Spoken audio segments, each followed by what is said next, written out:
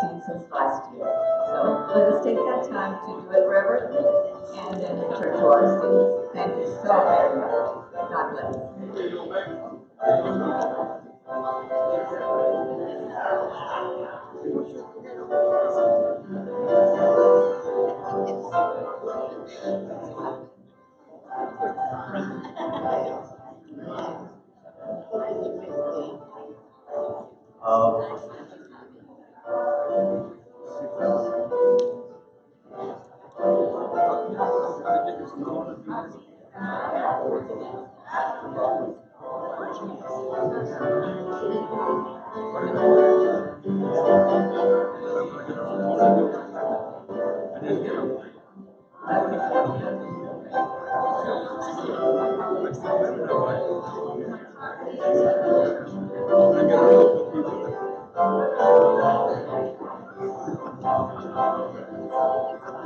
We meet again soon. All right.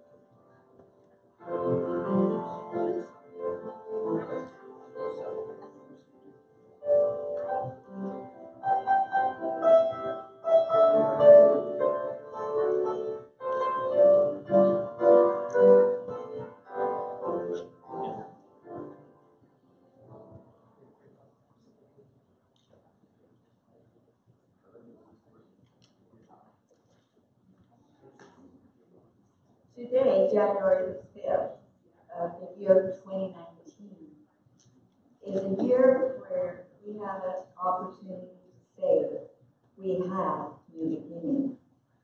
Our offering this morning has to do a little bit with taking inventory.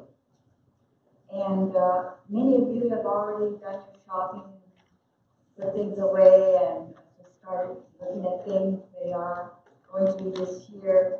And the stores are doing the same thing.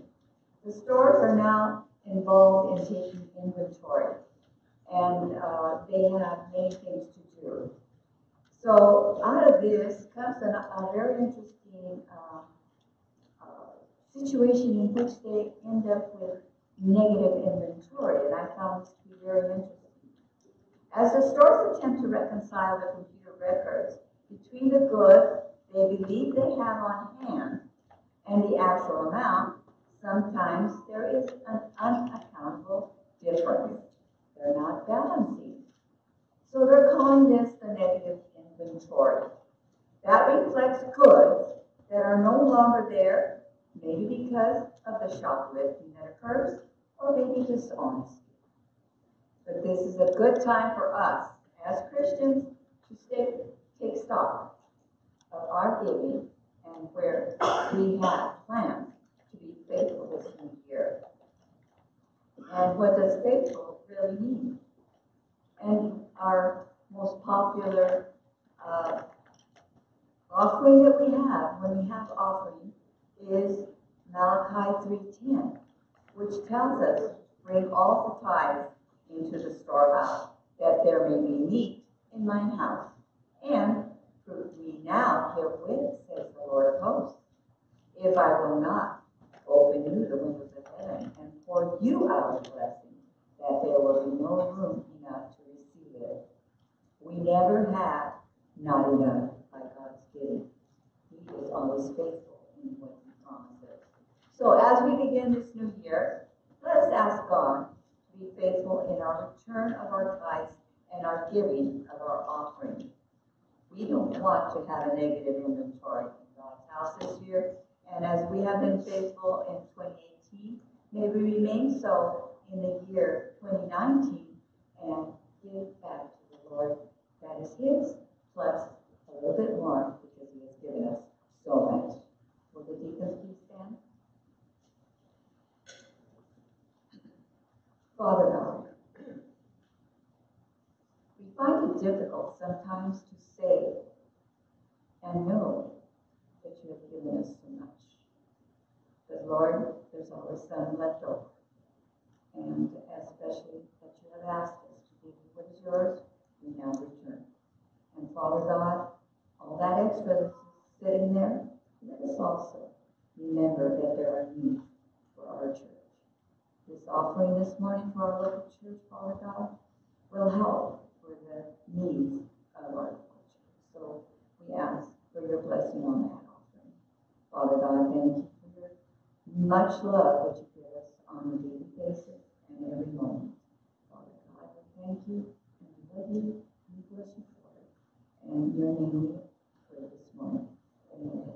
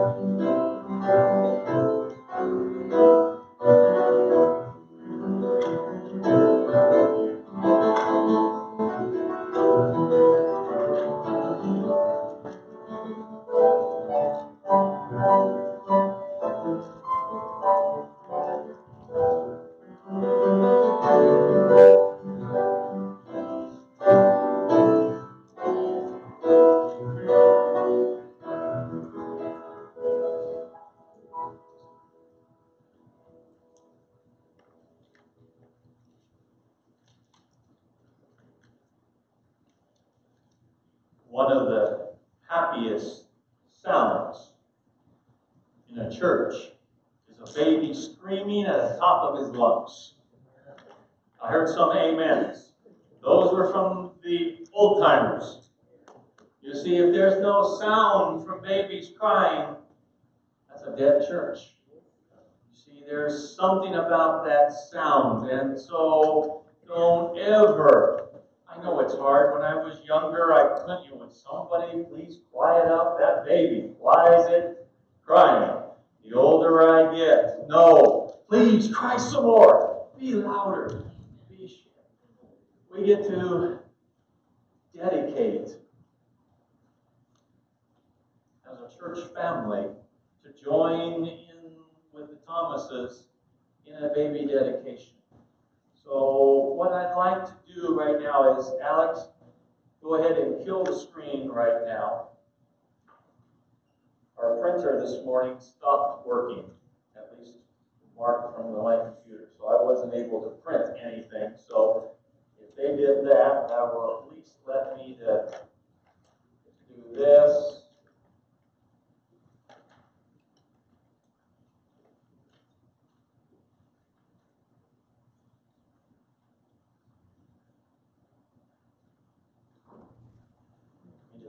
Before I invite you folks up, let me just share something here.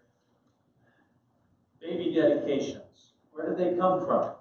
Is it something to make ourselves feel good or better? No, it comes from biblical authority. In Matthew 19, Jesus had little children brought to him. He placed his hands on them. He prayed for them. But it was the disciples, it was the church leaders who rebuked those who brought them. Jesus is too busy. Don't you know that little children have no place in church? I have to preface this by last month we had criminal justice students from La Sierra come. None of them are Adventists. Only 2 of them are Christians. Most of them had never been in a church. They wrote a report. The number one thing on their report, this church is so cool because they do things for kids. There was a children. They had no concept of church being that. And so that's what the disciples thought church was. Church is just for grown-ups. And Jesus said, let the little children come to me. Do not hinder them, for the kingdom of heaven belongs to such as these. Later he will tell the religious leaders and the disciples, unless you become like them, you have no part in this. When he placed his hands on them, he went on from there. So Jesus loves to do this. It is part of what Jesus is all about. The family is a divine institution. It's ordained of God from the very beginning. Children are a heritage of the Lord, the psalmist says, and are committed by him to their parents for care, for provision, for protection, for spiritual training. It's good when parents recognize all these obligations and responsibilities and make every effort to try to carry them out. In this act of dedication, Mark and Patricia are acknowledging these responsibilities and come before us today as they dedicate themselves and William to God and his will for their lives as a family. So I'd like for you folks to come, Mark, Patricia, and William. You will come forward. At the Norco Seventh-day Adventist Church, we dedicate children rather than baptize them. Just as Hannah dedicated Samuel to the Lord, and Joseph and Mary dedicated the infant Jesus to the Lord, and according to the Jewish custom, we believe that dedication more closely follows the biblical pattern than does baptism, which has no precedent of an infant or child ever being baptized in the Bible. Thus, this dedication ritual does not impart faith or forgiveness of sins to William. Rather, it's Mark and Patricia's public acknowledgement that William is a gift from God to them, and that they have a spiritual responsibility as Christians to nurture and to train him. So Mark and Patricia, I have just some simple words for you. The family is a divine institution. It's ordered. Mark and Patricia,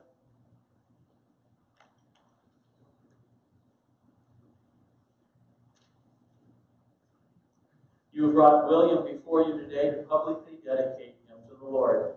I just have a couple of questions and ask you, and please, if you will, reaffirm your desires by answering to each of them, I will. Will you accept your God-given responsibility to raise William in a Christ-centered home? Make sure. Blue. Will you teach and discipline him in your home so that you're not solely dependent on the church or a school system to impart biblical knowledge and spiritual values to William? We will. Will you not assume that your careers or peer approval are the highest goals in life, but rather what will advance the cause of Christ? Will you not make your life's choices based on secular trends or material gains, but rather will you make your life's choices based on what will benefit and strengthen the faith of your family? Mark, as an earthly father, will you give William the time and attention and the affection that shows the true nature of his Father in heaven? I do. Patricia, as his earthly mother, will you give William the special attachment that he craves from you and a special nurturing touch that you uniquely are gifted by God to give him. I will. Now, congregation, will you please stand? Mark and Patricia had to stand. We ask for you to stand. Will you, as a community of faith, support Mark and Patricia and William by Christian love and example that you set in your lives? If so, please say, we will. We will. We will. One of the greatest things is to dedicate a child to God, family to God, a congregation to God. So, William, I have a letter for you. I want to let you give it to your father and mother. It's in the basket. Someday, they're going to open it for you and read it to you to let you know a special what happened on this day, that we love you, and that we promise to watch after you and to model Jesus and point you to Jesus. So, let's pray. Father, suffer the little children to come to you. Forbid them not.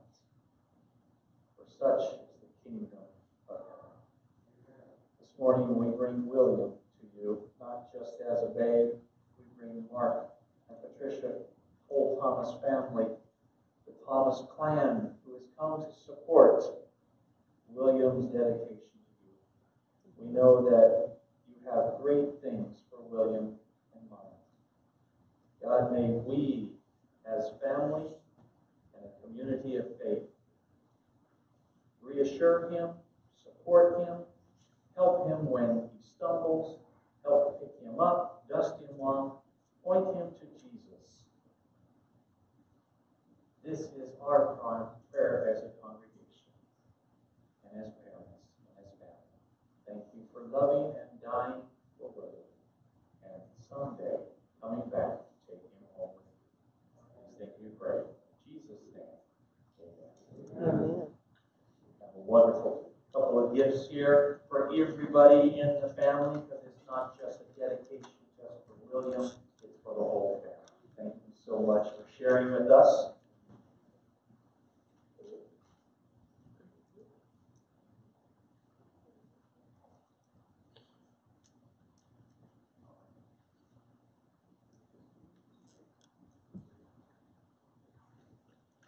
Okay, if you can go back and see if I did it right. This is very intimidating for me because Mark is here and I am learning. Mark is teaching me. Mark is the professor, and sometimes I don't do quite as well as. Okay, never do I do as well.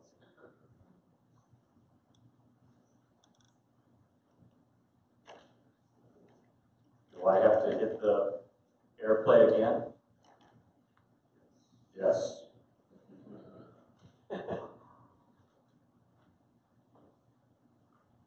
Unable to connect because the signal is too weak.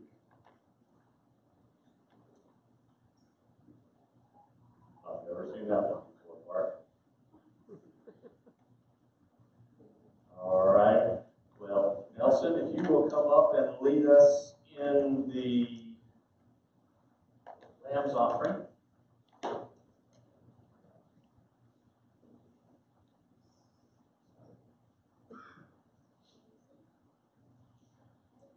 All right. It's children's story time, children. Come on up, go back there and get your baskets. Come on, let's go. We're going to have a nice story for you today.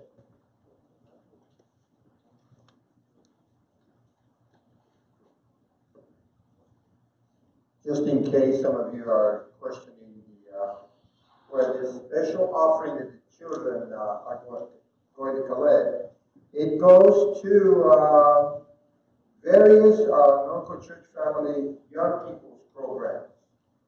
We have a lot of programs that the young people participate every year, including Vacation Bible School coming up in about 6-7 months.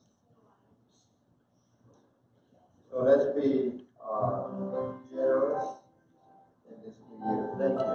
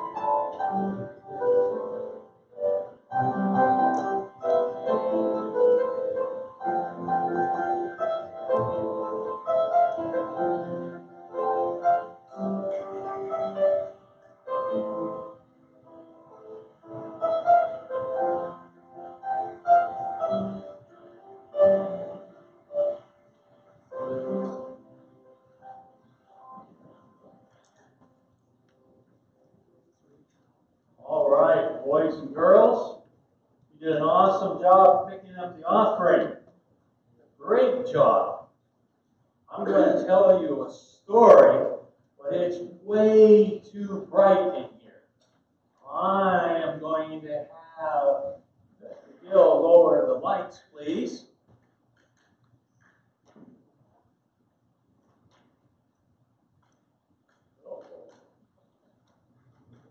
Oh, the light switch out. All right, well, we'll be bright enough here. It's darker in here, isn't it? Yeah, I'm going to tell you a story. It was the trial of the century. Now, before you were born, there was a case down here in Southern California with a guy, a football player named O.J. Simpson. And that was called the trial of the century. But there was a trial of the century before his, way back in the 1800s, early 1900s, in the city of Chicago. You see, what had happened was there had been a train wreck.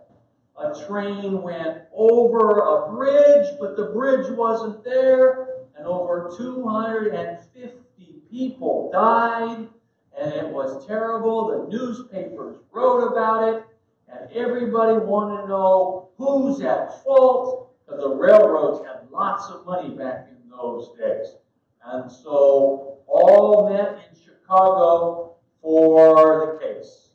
And the prosecution, they had their case all lined up, and the defense had their case lined up, and as the trial started, prosecution went first.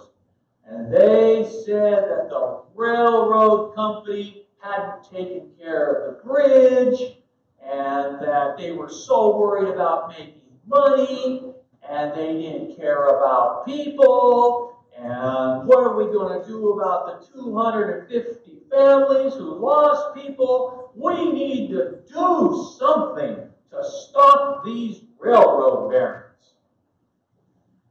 By the time, and they had that for 3 weeks. 3 weeks, and every day in the newspaper, oh, how terrible the railroads were, and how terrible the railroad were, and how terrible the railroad was. Oh my goodness, what's the company going to do?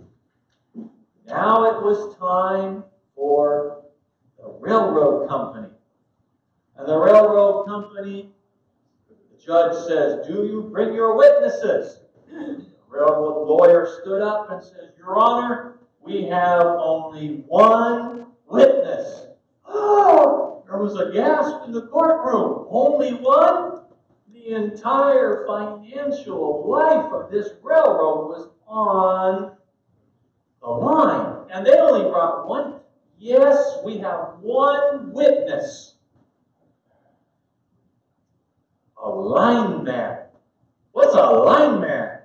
A lineman doesn't drive the train. He doesn't pull the whistle and go, woo! He just goes out and looks at the track and makes sure the track is okay. That's his job. That's all he does every day. And so the attorney said, Mr. Jones, will you come forward? Mr. Jones puts his hand on his Bible. Mr. Jones, do you promise to tell the truth, the whole truth, and nothing but the truth? Yes, I will. All right.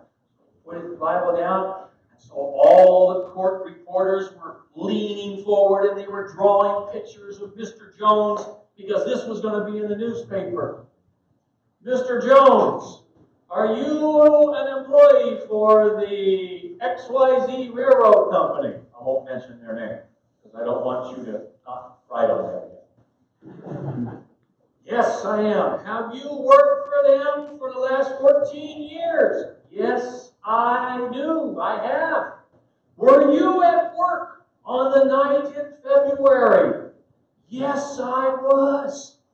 Mr. Jones, in your own words, tell us what happened. Mr. Jones says, It was a cold, rainy night, and it was so cold, and it was snowing, and it would rain a little bit and snow some more. And I went out and made sure that the track was cleared and everything. And we checked with the telegraph office, telling us that was their cell phone of their days. Everything is fine, everything. And then all of a sudden, a big wind came, and the telegraph pole fell over. And there was no way to tell the story of what was happening. And so Mr. Jones says, I went and I took my lantern. I went out. The last message that came through was, warning, bridge out, bridge out, bridge. And it stopped in the middle of the telegraph. Bridge out. Oh my goodness, Mr. Jones has got to stop the train. There's a train coming full of passengers. And if it goes over that river where there's no bridge, the bridge had washed away. Mr. Jones had to go out. And so Mr. Jones grabbed his lantern, and it was darker than dark, and only lightning would come sometimes amongst the white snow, and it was terrible. And he was out, and he was so cold. He was so cold. And looking down the track, he saw a bright white light. And it looked something like this. Oh, that was bright. Oh, Mr. Jones. Oh, it hurt his eyes. But Mr. Jones had a job to do. Mr. Jones had to stop that train. Mr. Jones got in front of the track and started waving his lantern. Waving. Stop, train, stop. The train wasn't slowing down. And Mr. Jones says, maybe I gotta yell louder. And now he's screaming. He's jumping up and down. Please stop. Please stop. You're all gonna die. You're gonna die. You're gonna die. The train went by. And there was a terrible crash. And there was a fire as the train went over the bridge, the ravine, crashed into the water. I tried to save them. I tried so hard. I yelled, I screamed, I swung my lamp. The judge stopped. Yes, that's enough. That's enough. We've heard enough. Case dismissed. You don't need to do any more. It was not your fault. As Mr. Jones was going back to the attorney, he said, good thing you didn't ask me if my light was lit. That's a true case, by the way. You can't be tried for double jeopardy. What good is a lantern if it's not lit? Mr. Jones's job was to light the way. As Christians, we are told to be lights. We sang this song, this little light of mine, I'm going to let it shine, let it shine, let it shine. Won't let Satan get out. I'm going to let it shine. Hide it under a bushel. No. Let your little light shine. It may not be big and bright like this. It may not be big and bright like a lantern. But it shows people Jesus. Jesus is the light. And our jobs as Christians are to show people the light. Thank you very much. Go back to your seats.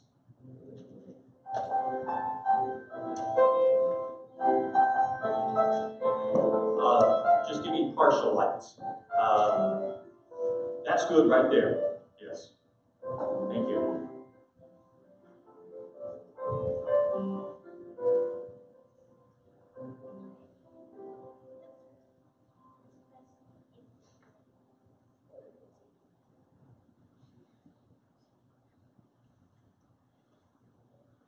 Christmas is finally over.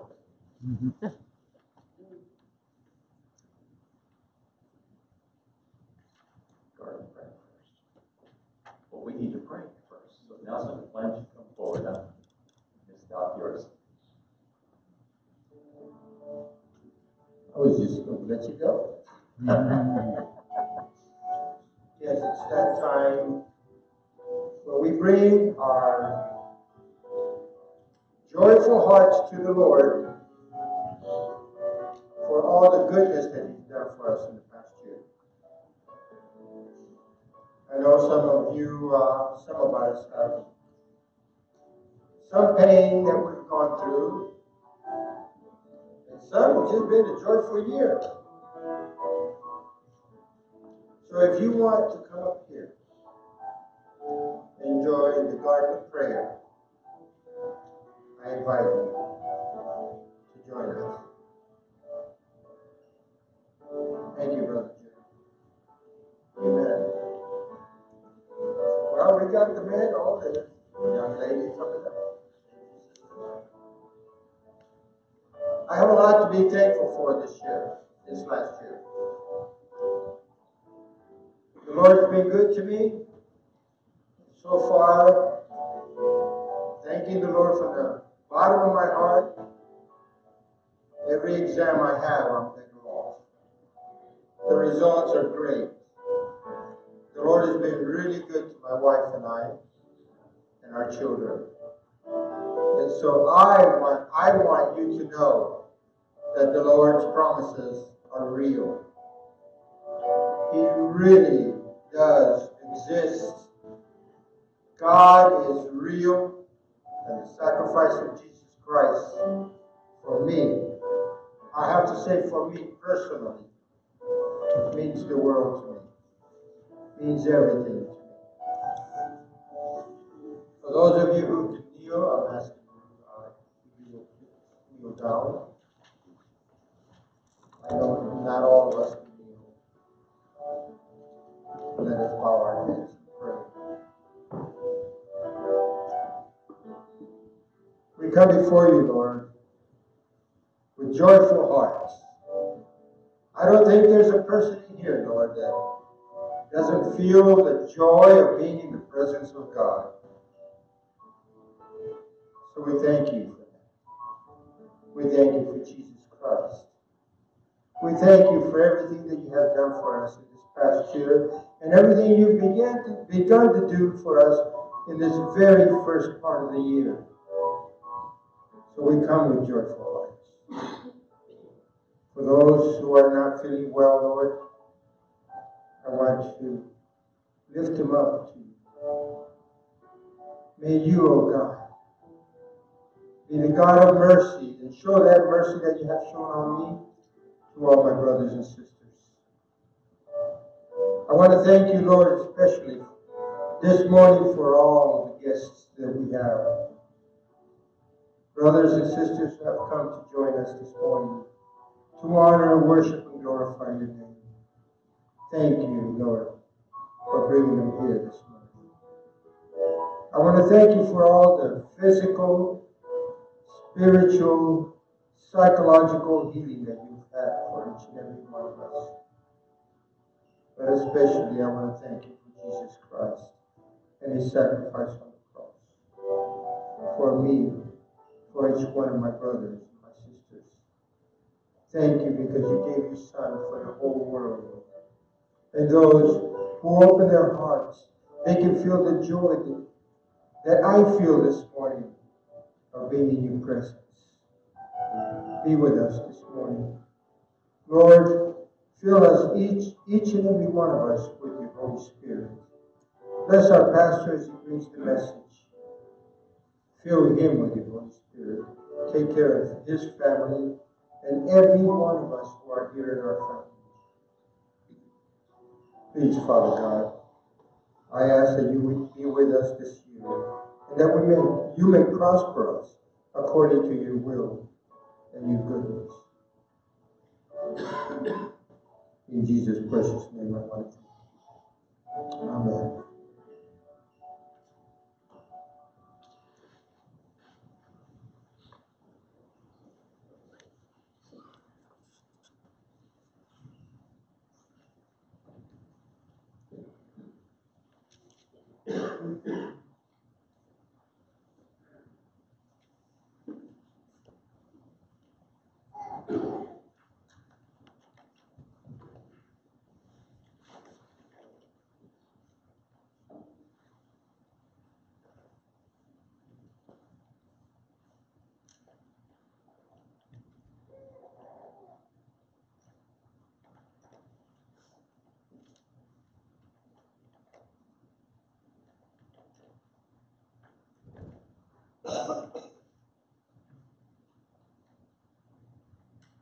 Martin, do they need to switch something to the sound, or should I just move from the internal?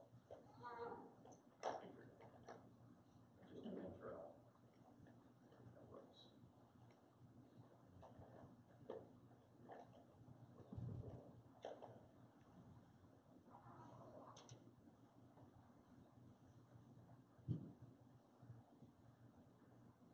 That works. Yeah, he's at the house. You're done.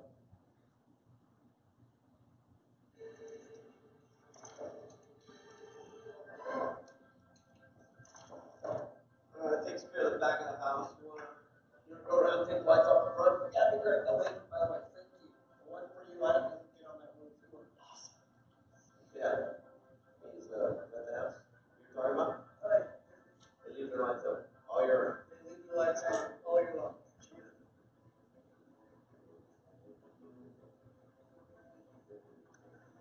So they leave the lights on all year long. All year long. And those bulbs change according to whatever holiday season it is. Yeah. Yeah, I wish I could. So like July 4th, those bulbs come red, white, and blue. Thanksgiving. Harvest colors. Halloween. Black and orange. Memorial Day. Camouflage. Ah! Wish I could. I bet it's embarrassing for the neighbors. Oh, the neighbors. We're totally embarrassed. We complain about it all the time. Oh, and when there's no holiday season going on, those bulbs come blue and hot chili pepper lights. What? Yep. Anyone you really want to celebrate the pepper? Yeah, I wish I could. There's neighbors and roses. My wife, she's always saying, let's just leave the lights on just a little bit longer. Let's just stay in the spirit of things. But when Christmas is over, you take down the lights, am I right? I don't know. I'm not even the right guy to ask. I don't put lights on my house. Why don't you put lights on your house? I'm afraid I do. But the question is, why do you put lights on your house? To celebrate Christmas, the birth of Christ, all that kind of stuff. There you go. That's your answer. But if you don't want to celebrate Christ all year long, then take the lights down. That's not what I was saying. You're putting words in my mouth. You're siding with my wife.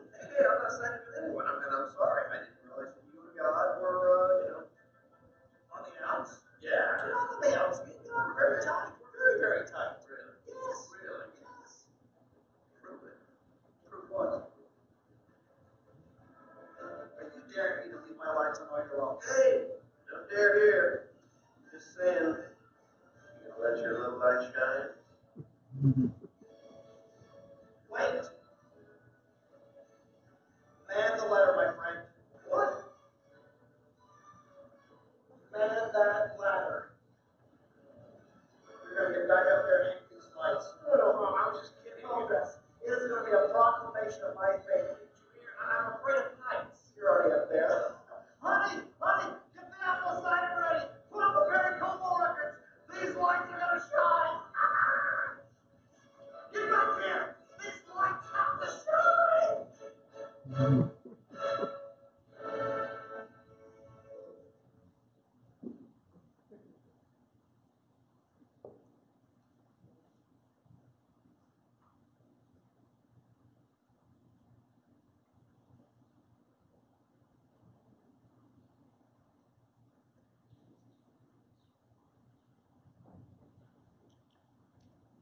There's a company,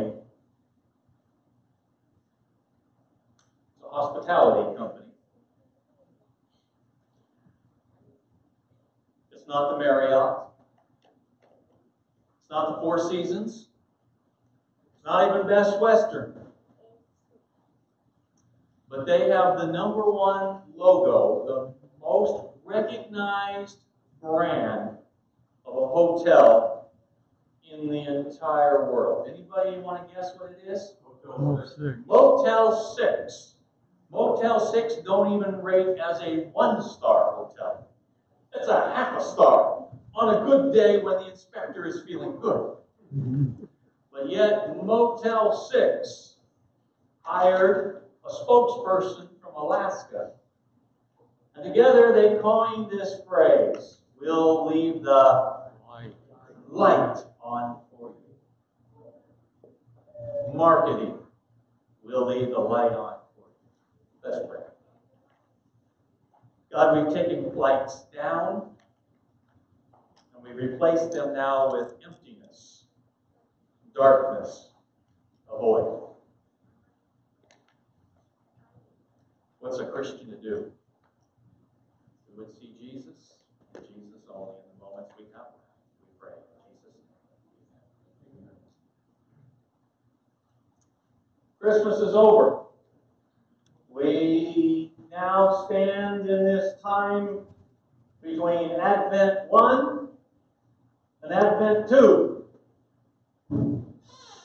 We finish celebrating the Christmas time. We take down the lights. We take down peace.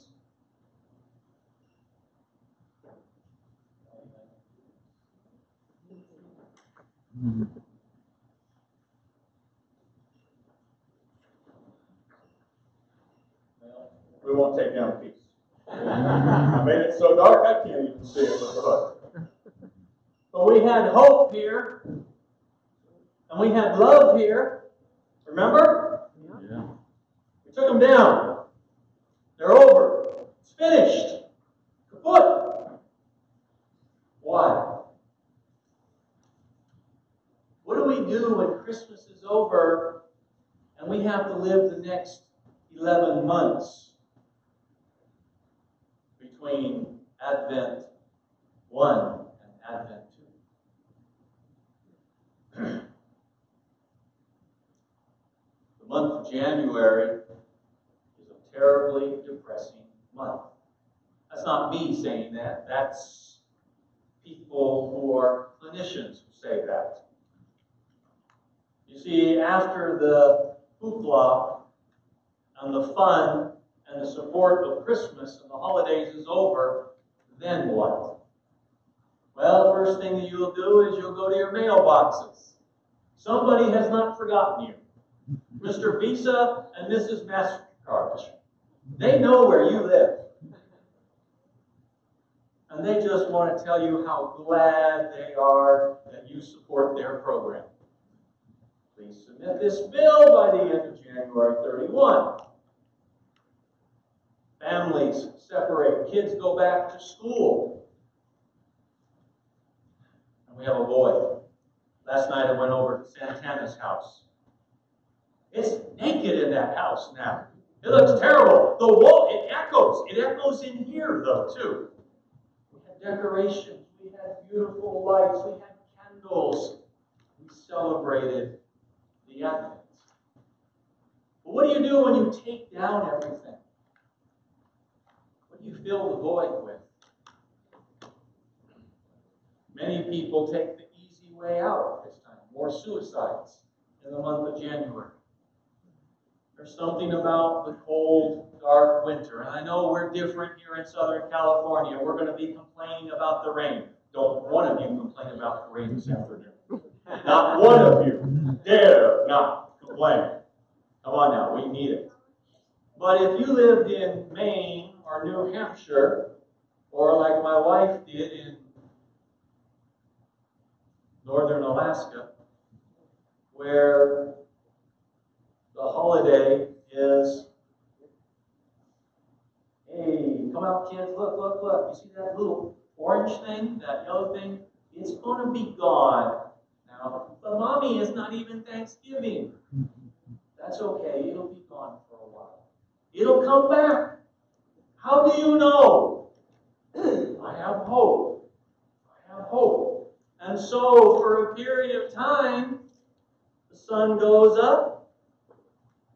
It goes up 3 or 4 degrees on the horizon, goes across the horizon, and then changes its mind and goes down.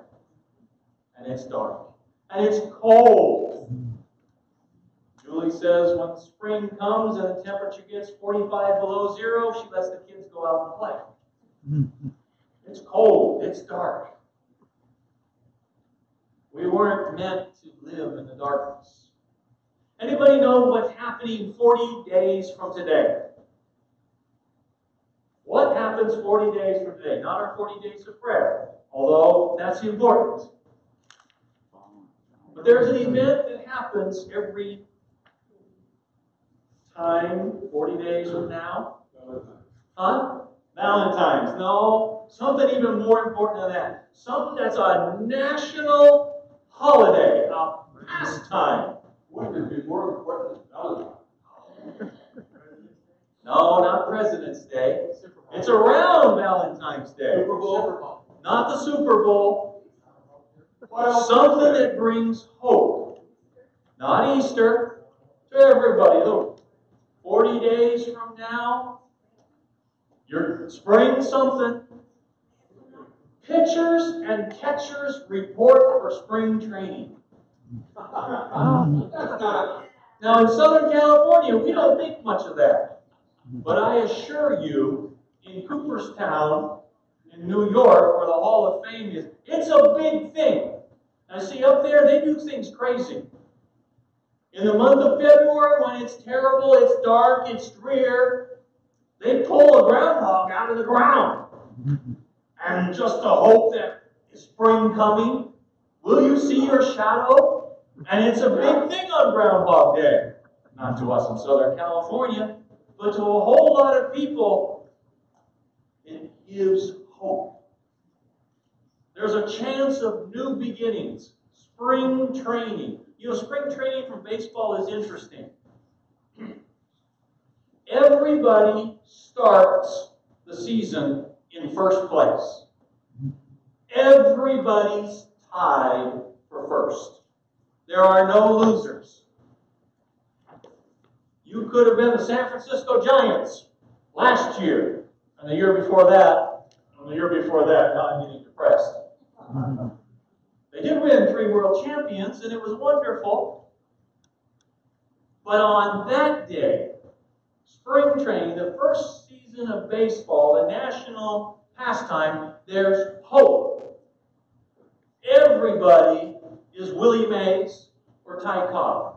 Even if last year you got $20 million and you got out 70% of the time. Name me a job where you can succeed 30% of the time, fail 70% of the time, and get paid $25 million. You know, the batting average is 300. That brings you to the all-time list. The Hall of Fame. But you see, everybody starts this new beginning, a new plateau, a new launching pad. Christmas brings hope to people. Whether they know it or not, their culture, their environment pays homage to the babe in Bethlehem. The problem is, how many times do we take the baby Jesus and put him away from the Christmas decorations? How many times do we not just lose the baby Jesus, have it stolen from the manger, but we put him in the closet? The video that we saw from the skit guys. What if we let our light shine, not just at Christmas time, but throughout the year? And what do I do if I don't feel like letting my light shine right now? What if I'm not that kind of a light, but this is my light? It's just not even half. Or maybe it looks something like this. It's partial. It's not the real thing. What is a flashlight's purpose? A flashlight is to light the path, light the way. To run anything short of full power is a disappointment, is against its purpose. Jesus would say, "Let your light so shine before men that they may see your good works." But what's the rest of the statement? "And glorify your Father which is in heaven." You see, when we don't shine our light, God doesn't get glorified. Oh, there's those Christians again. You know, they are Christians that only celebrate Christ 7% of the year, 1 month. The other 11, they're just like us. They don't let their light shine. We make a little song. This little light of mine, I'm going to let it shine. I'm going to let it shine.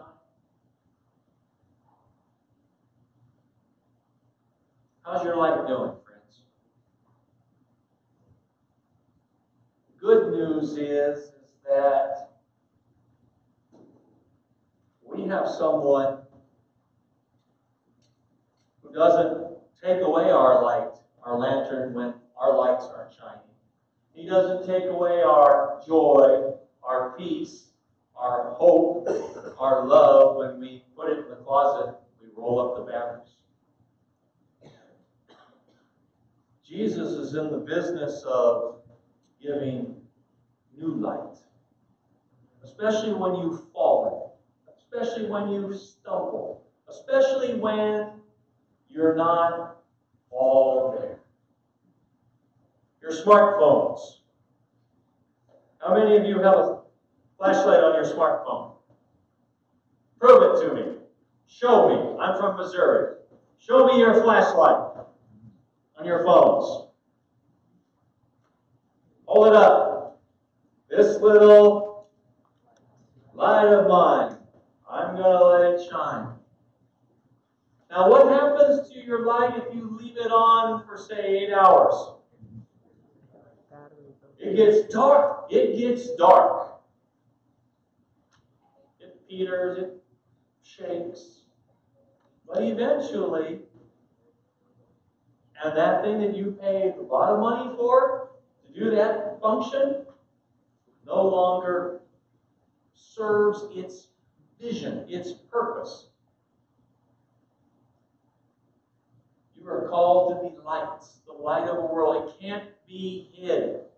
Rather, in archaeology with our little tiny lanterns, Jesus says, put it on the windowsill, on the so it shines around the entire room.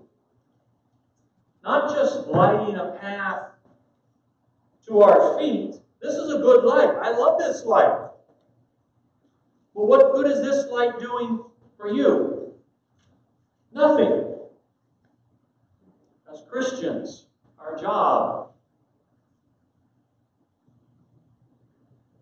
I'll get it here, is to light up the room, to light our world. To go on. I had an experience when at the first Pathfinder Camporee at Camp Hale. There were 25,000 Pathfinders in this valley in Colorado. Very high in altitude, a very narrow valley. And I was talking to my youth director who was in charge of the program that night. He told me what he was going to do, and he sent me on a mission. My job was to go to the other end of the valley, to climb this cliff, and to take pictures of the darkness. And I couldn't figure out in my mind why I would do that. He says, the view will be great, but I want you to share that view with others. So I couldn't figure out what he meant. Elder Streeter, I don't understand. You will. So I climbed that cliff and I waited. And it got dark. And it was like, oh, he didn't tell me I have to come down off of this cliff. I went up in the light time. Now I'm thinking about, worried about that. And all of a sudden, on the other end of the valley, I could hear the speakers, great big speakers, and the volume going. But they had finished the program, and the speaker lit one candle. And all I could see was a speck, a dot. It's amazing, the light, though, for one candle in the darkness. You can see it. You can't read from it. You can't do anything with it, but you acknowledge His presence. Pathfinders were told we'd all been given a candle, and you went and you then one candle lit from the main candle, and then passed on the candles. And before long, they were lighting candles, and they were lighting candles. And as I'm taking pictures, all I see is one speck. And all of a sudden, the light is getting brighter and brighter, and now the light is moving. The light has legs and arms and becomes a river. And all of a sudden, this side of the canyon starts filling up, and then this side, and then this side. And all of a sudden, I wasn't in the dark anymore. I had a